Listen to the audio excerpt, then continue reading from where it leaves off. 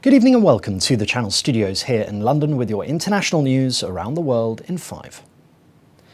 UK defence officials say a Ukrainian counter-offensive in Kherson is gathering pace. Footage posted on social media shows a key bridge attacked by Ukraine with at least 6 large holes in the surface. The Antonivsky Bridge is the city of Kherson's sole span across the river, making it much harder for Moscow's forces to operate smooth supply lines and defend land they have seized.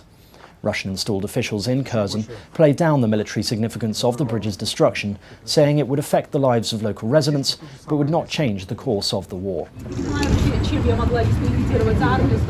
Meanwhile, the former Russian media worker Marina Ovsyannikova arrived in court in Moscow accused of discrediting the Russian army. It's after she held a poster calling Russian President Vladimir Putin a murderer during a Moscow demonstration on July the 15th. Ovsyannikova gained notoriety in March after bursting into a studio of a Russian state TV channel, her then employer, to denounce Moscow's military action in Ukraine during a live news bulletin. North Korea is ready to mobilize its nuclear war deterrent, its leader Kim Jong-un has claimed. Speaking at a Korean War anniversary event, Mr. Kim added that the country was fully ready for any military confrontation with the US. The comments come amid concern that North Korea could be preparing a 7th nuclear test. The US warned last month that Pyongyang could conduct such a test at any time. North Korea's most recent nuclear test was in 2017. However, tensions have been rising on the Korean peninsula. In response, a spokesperson from South Korea expressed deep regret over Kim Jong-un's remarks, saying South Korea is capable of strongly and effectively responding to any provocations at any time. A war between Haitian gangs, which has left hundreds dead since it flared up 3 weeks ago, has spread to the centre of the capital, Port-au-Prince.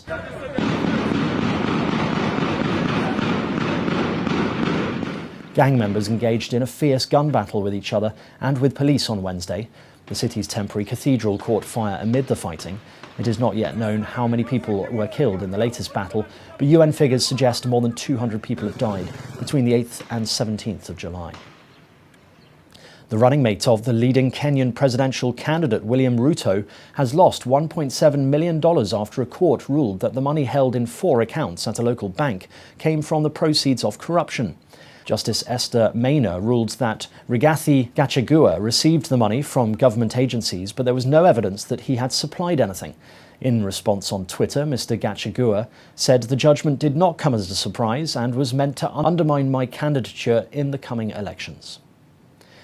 A city of 7 million people in central China is half submerged after a month's worth of rain fell in just an hour, highlighting the vulnerability of heavily built-up Chinese cities to floods. The streets of Luoyang were underwater after 100 millimeters of rain lashed down on the city within an hour, prompting the local weather bureau to issue its highest level of alert. Emergency responders were deployed to evacuate many residents, including a pregnant woman who was found trapped under a bridge. Schools and businesses were told to close, as were subway systems and underground shopping centres.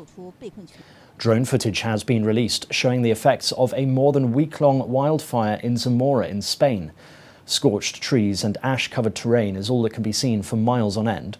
According to data provided by the regions, in the last week the fires had burned more than 30,000 hectares and caused thousands of people to leave their homes. In the first 6 months of this year, 69,859 hectares were burnt, the worst record since 2012. And that's your international news around the world in 5. Now back to the Channel Studios in Lagos.